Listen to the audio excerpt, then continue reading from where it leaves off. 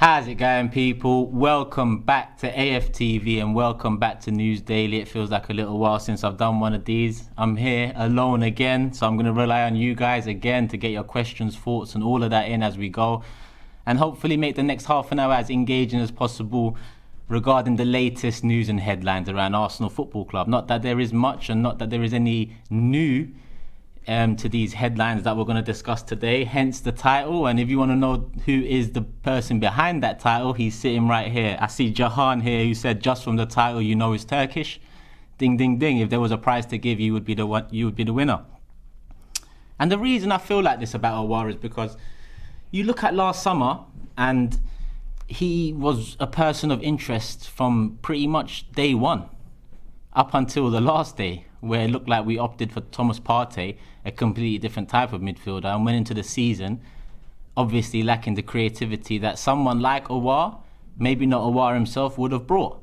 Hence again the reason for this title. If you look at Man United, for example, with Jadon Sancho, someone they was after from day one of last summer to the end, they got him over the line pretty quickly in this transfer window, regardless of Euros, regardless of all the problems and obstacles that apparently Arsenal Football Club face right now with Copa America, Olympics and this and that.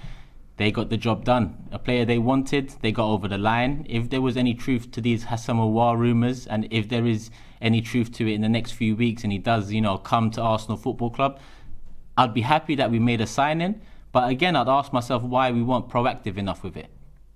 Let me see what the chat is saying. Joey says the main man Turkish. Appreciate that, my guy. Karmik here says, whether you're an Arteta or Edu hater or not, the true enemies of this club are the Kroenkes. Big up that comment. This fan base needs to focus on that one reality and stop dividing into factions of Arteta and Edu out. I very much agree with that.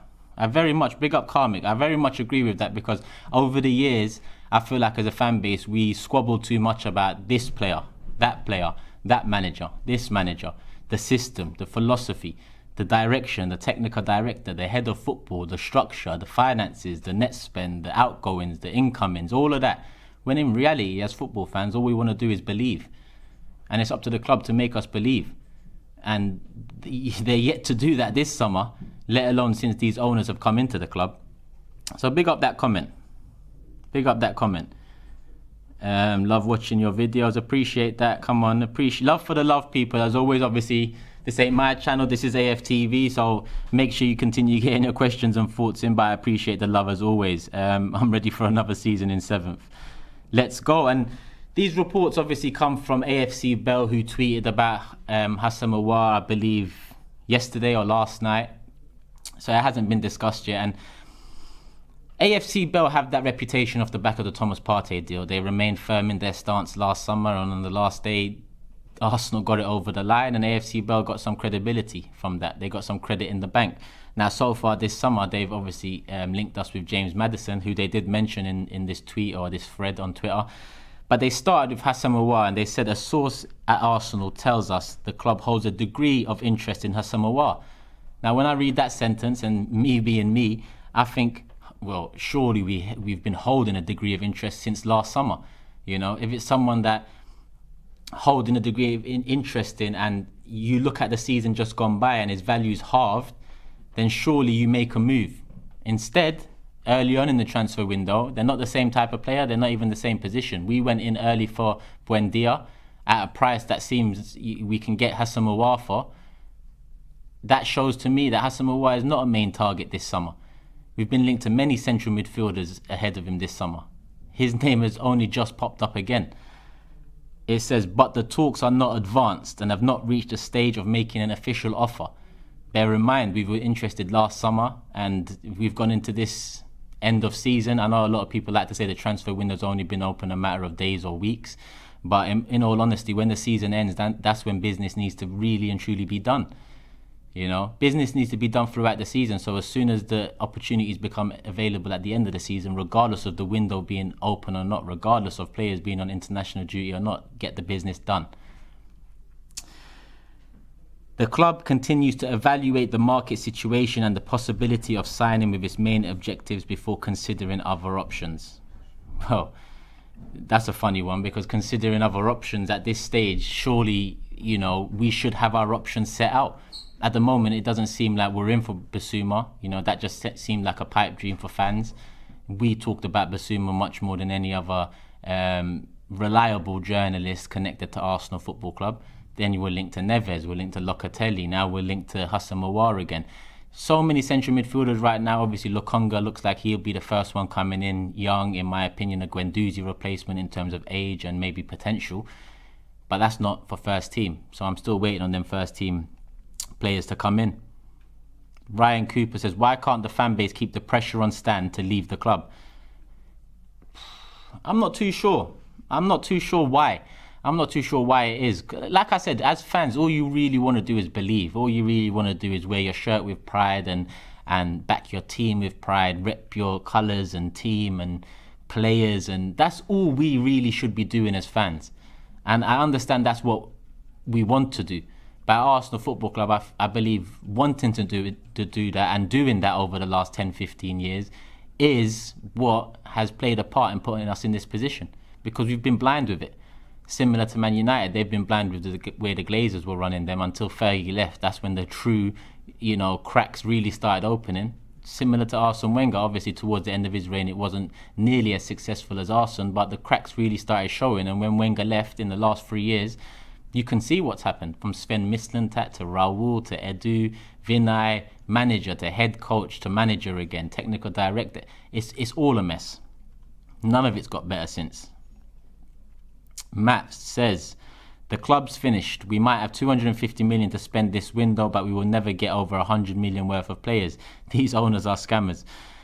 We ain't got 250 million to spend. Sorry to be a downer about that, but we really don't have that to spend, And if we did, it's better they show it than tell me it. It just feels like I'll never be excited.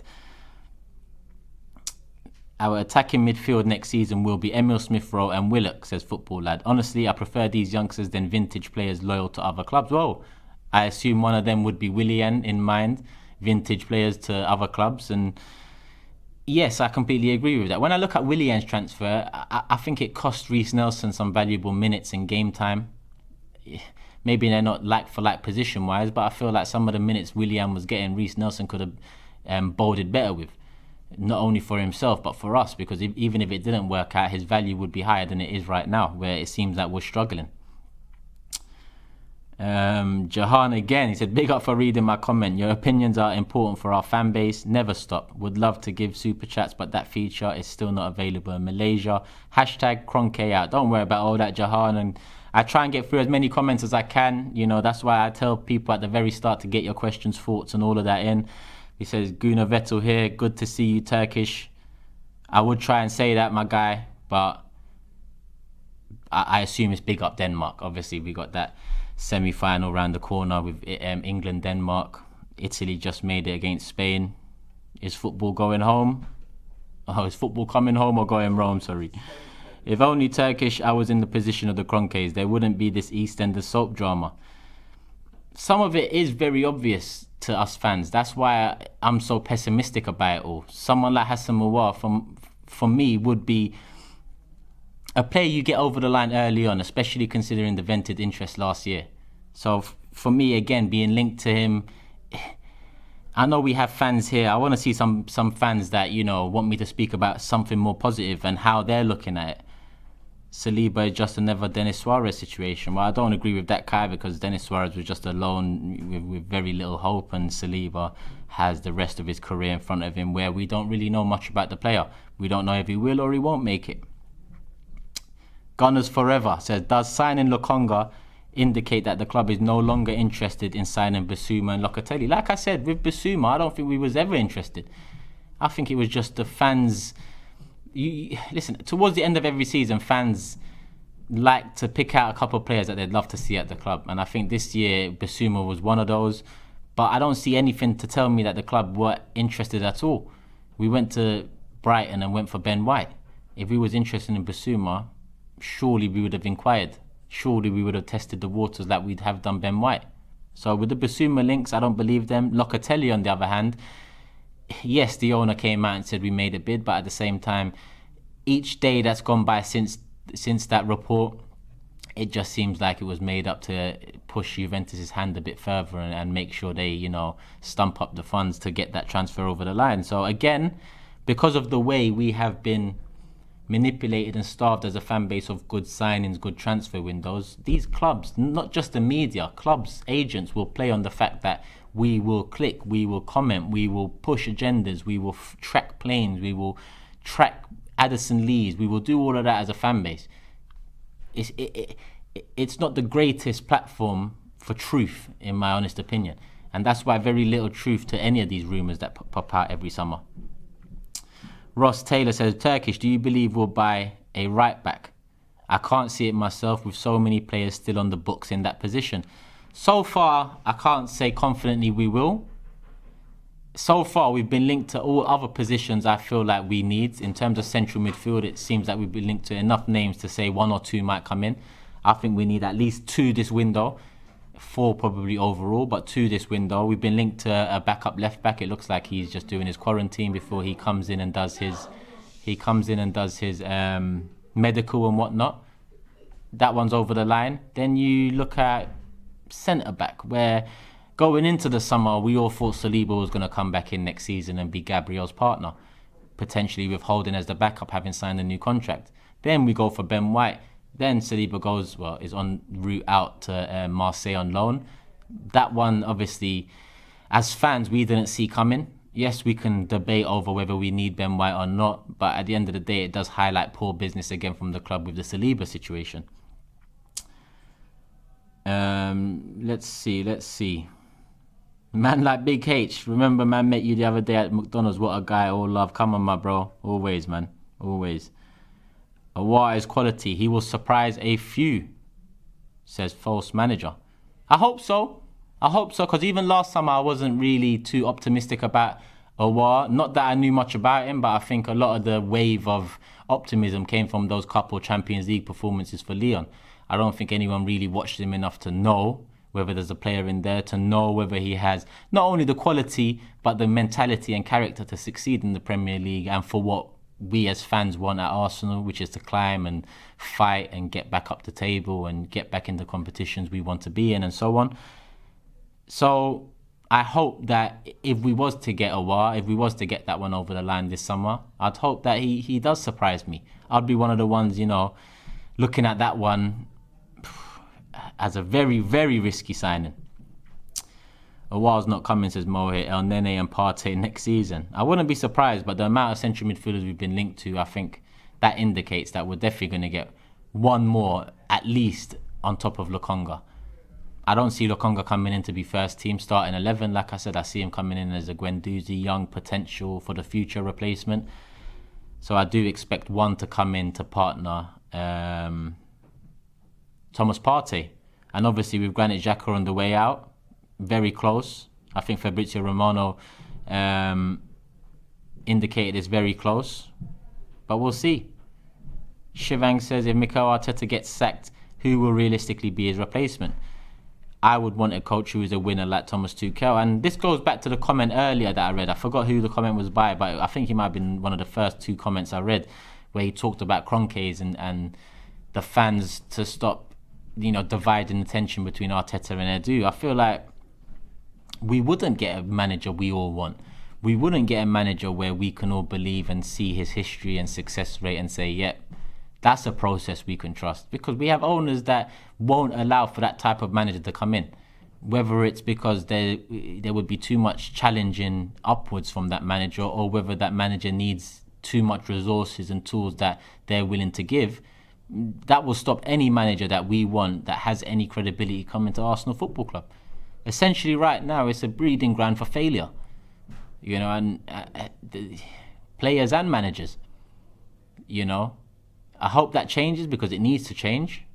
Obviously with the youngsters coming through this past season, it can change, but we need to have a positive transfer window where we get the necessary experience in to protect those youngsters, to take them out the limelight a bit, to make sure we're not relying upon them towards the back end of the season. Because in all honesty, those youngsters need to be, regardless of what Saka's done at Euro 2021 and Emil Smith-Rowe's rumoured to Aston Villa and Martinelli going to the Olympics and whatnot, That's all good and well for us now, but if we don't get these transfer windows right, those players will be winning stuff elsewhere in 3-4 years.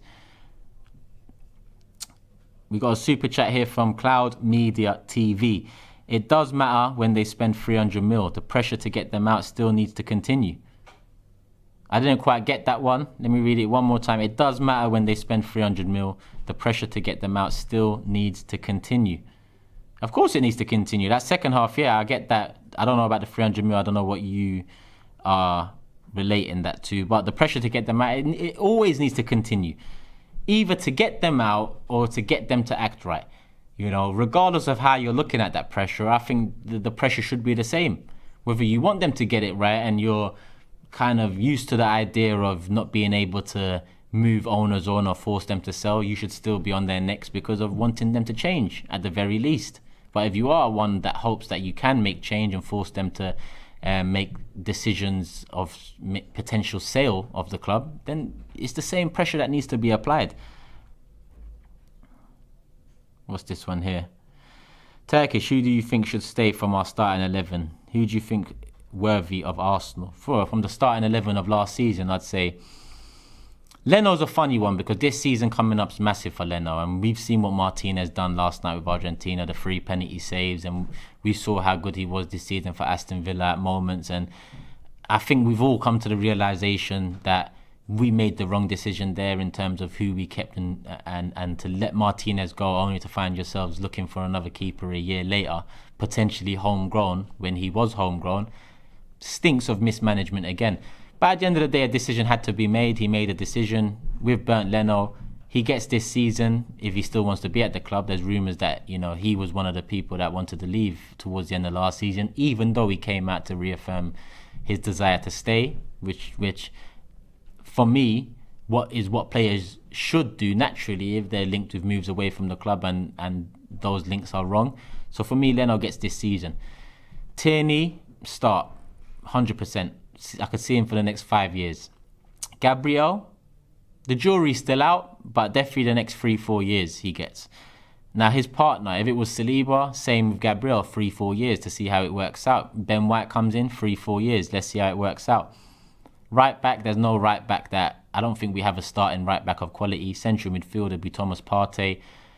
And in the starting attacking positions, you've got a few players now because Saka, Emil Smith-Rowe have come through. Pepe's had a good 6 months to a season, let's say.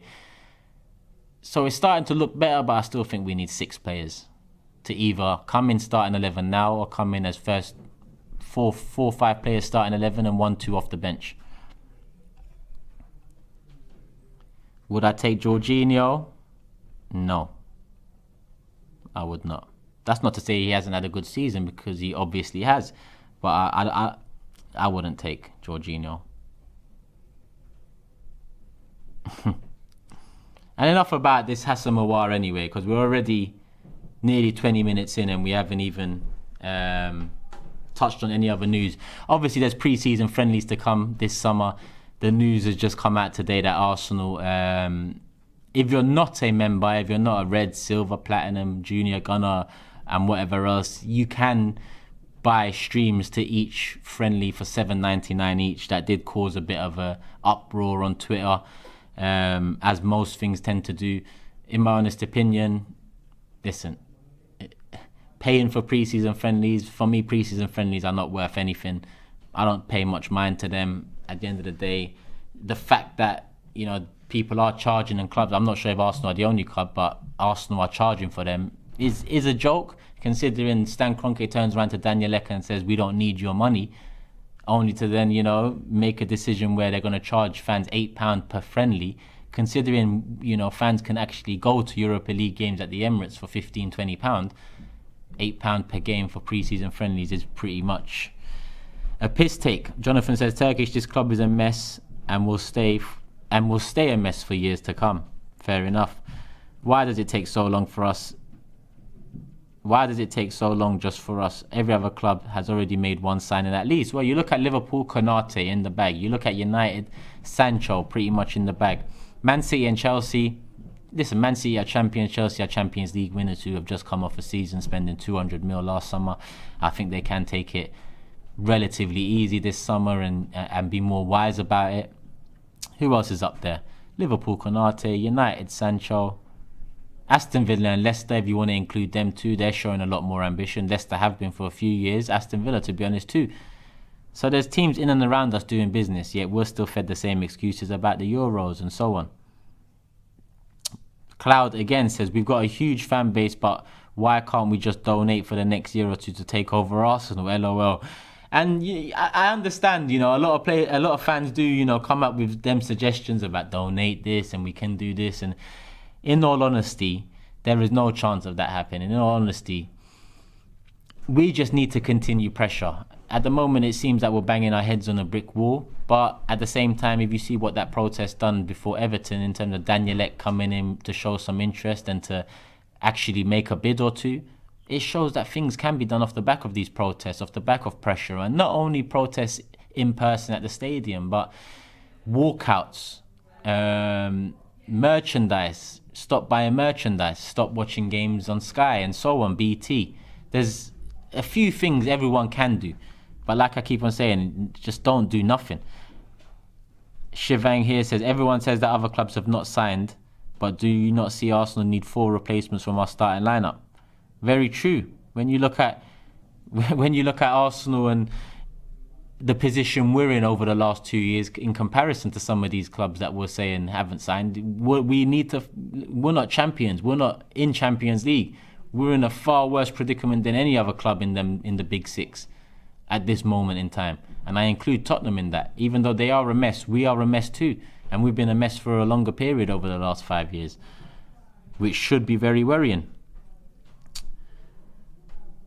Lewis says, will people want to pay just to walk out of a game though? Well, it's a question of, do you want to pay just to watch a meaningless game that at the end of the season will accumulate to nothing? Or do you want to make a stand for something you believe in? I think that's what it comes down to. Like I've said before, it's very hard to give up going to matches because it's an experience. I've been doing it from a child. I've done it with family. I've done it with friends. It's something that I've grown up with, So that's something very difficult to do. But if you ask me, would I walk out in the 49th minute or the 70th minute of a game to make a stand for something? Yes. Because at the end of the day, we've stopped and watched this season go by, and watch us deteriorate to a point where we're out of Europe for the first time in, how long was it, 25 years? So I think things like that need to be done.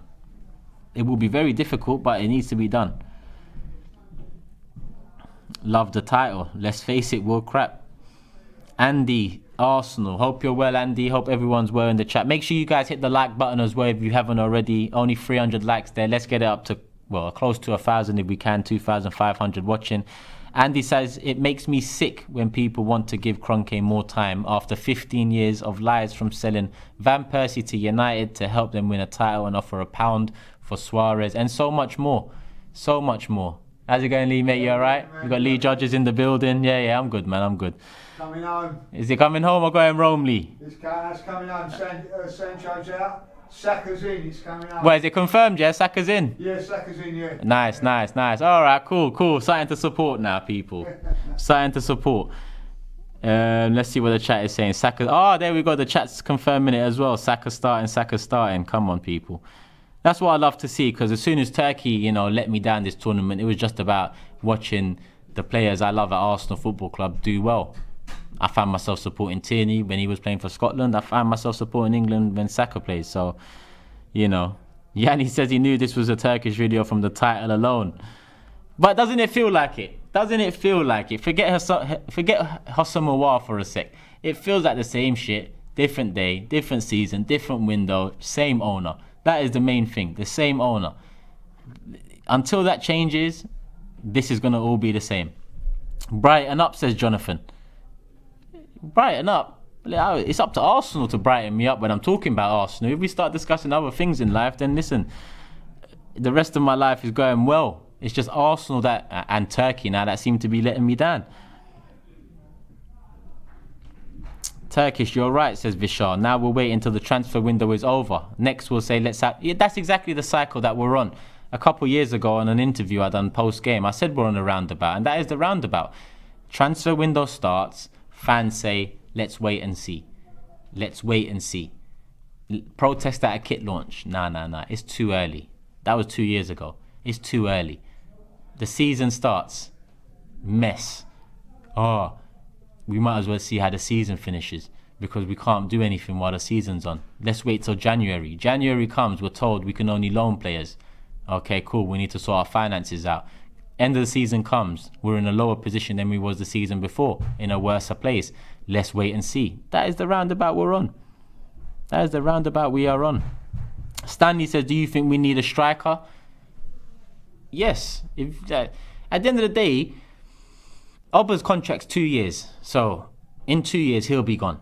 And in 2 years, we're not coming back anywhere close to where we want to be as Arsenal fans and Arsenal Football Club. In the next 2 years, we're not challenging for a league title. So Oba's not going to be part of a potential change in Arsenal's fortunes and an upward rise over the next few years into a title challenge.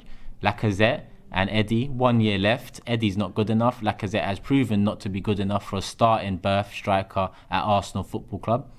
So at the end of the day, decisions have to be made. Balogun, as much as he signed a new contract and fans were over the moon about it, I haven't seen much of Balogun to say right now we don't need a striker because Balogun might be the next one in. Martinelli, same. Right now, I don't know if Martinelli's going to be better in off the left or better up front. Still yet to find out. I'm interested to find out about Martinelli and Balogun, but I still do think we need a striker because they're still very young. Christian says, Turkish, would we want a player that actually wanted to play for Madrid or Barca? We want players that will play for the badge. We do. We want players that, listen, for us to move forward, we need to buy players that are still yet to prove themselves, that still have that hunger, that players that might look at Arsenal as a stepping stone. It's hard to take, it's a bitter pill to swallow, but that is the sort of players we're going to have to look for. We're not at the, upper end of the scale where we can not compete financially with those major teams, but compete in terms of offering the same competitions, similar wages. We're not that team. We need to get players from the lesser teams in the league, maybe Championship, maybe in Europe, be shrewd. That's how we're going to kick on. That's the only way we're going to kick on. Because spending the majority of your budget on a star signing and not fixing the other holes in the squad like we've pretty much done over the last two summer transfer windows hasn't exactly boded well for us.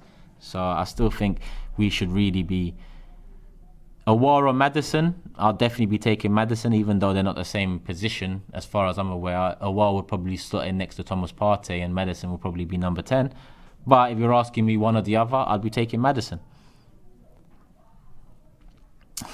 I knew this question was coming. Did you find yourself supporting Xhaka as well? That's why I added players I love at Arsenal Football Club. Tierney, Saka. There's not many players I love at Arsenal Football Club, but those two are two of maybe four. And we'll get to see Martinelli in the Olympics in a few weeks. Oh, talking about the Olympics as well, before we wrap up this news daily, Gabriel has obviously pulled out from the Olympic squad with a knee injury. There's been reports it's tendonitis. Obviously, it hasn't been confirmed yet. But whether that's good news for Arsenal Football Club or not, we're not too sure yet. At the end of the day, he did have some discomfort on his first day of training there. They looked into it, they analysed it. The next day, a bit more discomfort. So at this stage, we're not sure what it is at the moment. Until we find out, we'll know better if he starts the season with us. It doesn't look like he's going to get a full pre-season, but if he's only out for the next maybe 2-3 weeks, then 3-4 weeks of training before the season starts, for me, would be enough.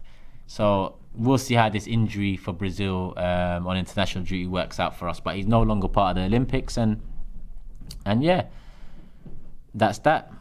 Is Emile Smith-Rowe a starter or from the bench?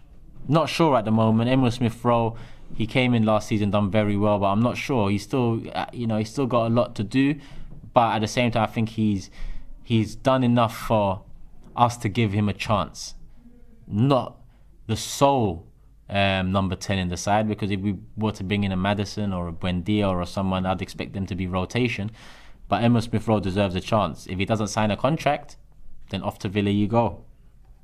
Off to Villa you go. That's just a sad truth, people. But this has been the News Daily, half an hour in. Hope everyone is well. I know in an hour it's the big kickoff. England versus Denmark. Let's see if England make it to the final. Obviously, Italy are already there. tune into Don Robbie's channel in about half an hour where they go live. There's a few of these influencer people on there, so I'm sure you guys would enjoy. Until tomorrow, people, where I'll be back again. I'll be back with Cecil tomorrow, so it won't all be negative. You know, Cecil can bring some of his positive vibes, so there'll be a little balance there. But until then, people, I'm out. Let's hope Arsenal do something positive in the next 24 hours so I can be positive. Love and peace, people.